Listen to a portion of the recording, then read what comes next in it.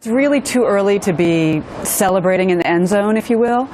This is just the kickoff, and it's an important kickoff. It's an important watershed moment, but we need to know that it's a very long battle ahead of us to truly eradicate violence against women in our country. The ad is powerful. It shows how smart you have to be to escape from domestic violence. It shows the incredibly important role that strangers play in helping victims.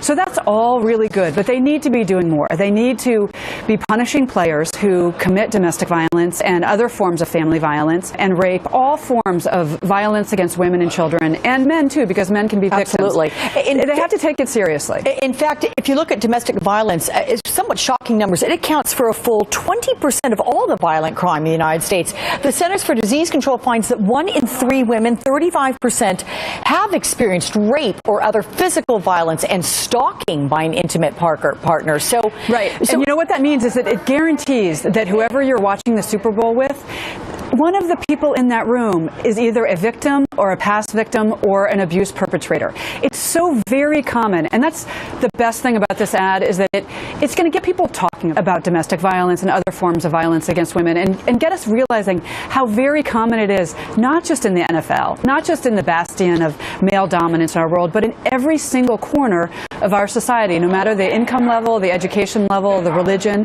Domestic violence and other forms of violence against women are truly everywhere.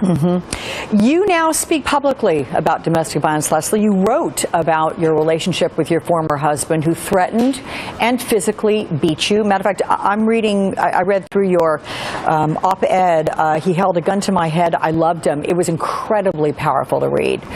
Why was it so hard for you to make that decision to leave, though? You list so many reasons.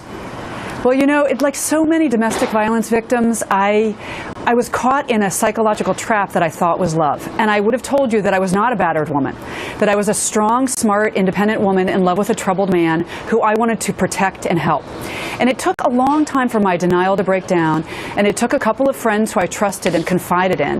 And it also took a lot of strangers. I had a locksmith who came and changed my locks. I had 2 police officers who I never saw again, whose names I don't know, who really saved my life.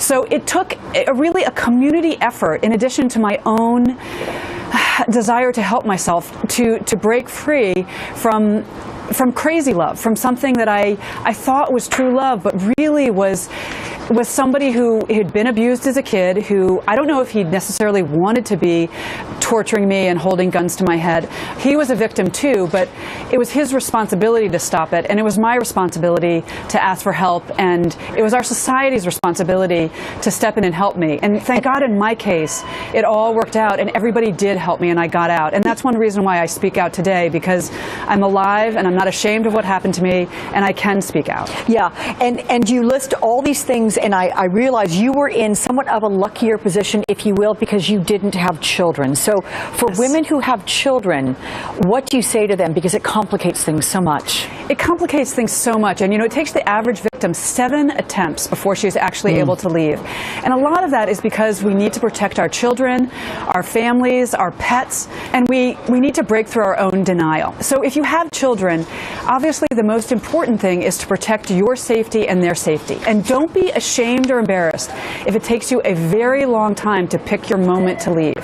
And thank God it's a different world today, where most people understand that violence against women and children is wrong. And most police officers are willing to intervene. It was not so long ago that they treated it as a private family matter that happened behind closed doors. And it's not that way anymore. You can ask for help and have confidence that you're going to get it. But still, you need to be very strong. And I would say to any victim, the most important thing is don't be ashamed of loving somebody who turned out to be an abuser. It's not your fault, and it's just your responsibility to stay safe and pick the safest moment possible to leave. Very sage words and advice, Leslie Morgan Steiner. Thank you very much for sharing your story.